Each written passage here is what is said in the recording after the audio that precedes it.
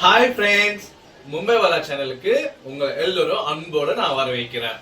என்னடா இவன் மொட்டுக்கட்டையோட நிக்கிறான்னு பாக்குறீங்களா?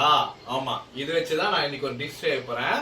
அது என்னன்னா அது என்னன்னா அது என்னன்னா ஆக்சுவலா அந்த காயோட பேர் நான் மறந்துட்டேன். சரி இருங்க, நான் அது தெலுங்குல வந்து சொரக்காய்ன்னு சொல்லுவாங்க. தமிழ்ல கூட என்னன்னு தெரியல. அதோட பருப்பு குழம்பு தான் நான் செய்ய போறேன்.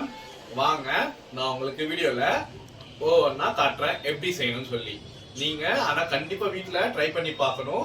தயவு செஞ்சு ட்ரை பண்ணுங்க, டேஸ்ட் பண்ணுங்க. டேஸ்ட் பண்ணிட்டு அதுக்கப்புறம் சொல்லுங்க எப்படி இருக்குன்னு சொல்லி. வாங்க பார்க்கலாம். என்னது, ஒரு கிளாஸ்ல தோரம் பருப்பை எடுத்துக்கணும். அதுக்கப்புறம் அந்த நம்ம சொரக்காய் இருக்கு இல்லையா, அது தோல் சீவிட்டு நான் கட் பண்ணியிருக்கிற மாதிரி ஸ்லைஸாக கட் பண்ணி எடுத்துக்கோங்க.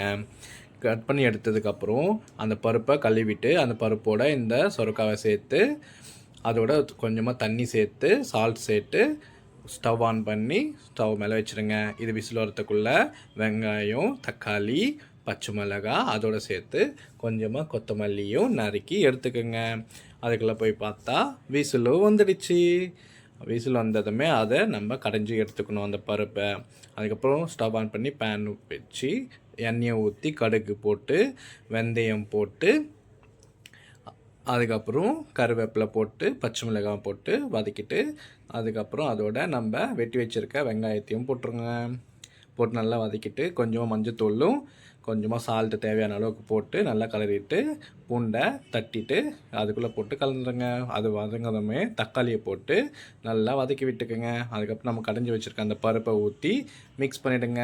மிக்ஸ் பண்ணிவிட்டு நம்ம நறுக்கி வச்சுருக்க அந்த கொத்தமல்லியும் நல்லா மேலே தூவிட்டு பார்த்தா நம்ம சொரக்காய் பருப்பு குழம்பு ரெடி. இது நம்ம தோசையோட நம்ம குட்டி பையன் தான் டேஸ்ட் பண்ணி சொல்ல போகிறான். நான் அவனுடைய ரியாக்ஷனை பார்த்து நீங்களே தெரிஞ்சுக்கலாம் எப்படி இருக்குன்னு சொல்லி. நீங்களும் வீட்டில் ட்ரை பண்ணுங்கள். அப்படியே நம்ம சேனலில் லைக் பண்ணுங்கள், ஷேர் பண்ணுங்கள், சப்ஸ்கிரைப் பண்ணுங்கள்.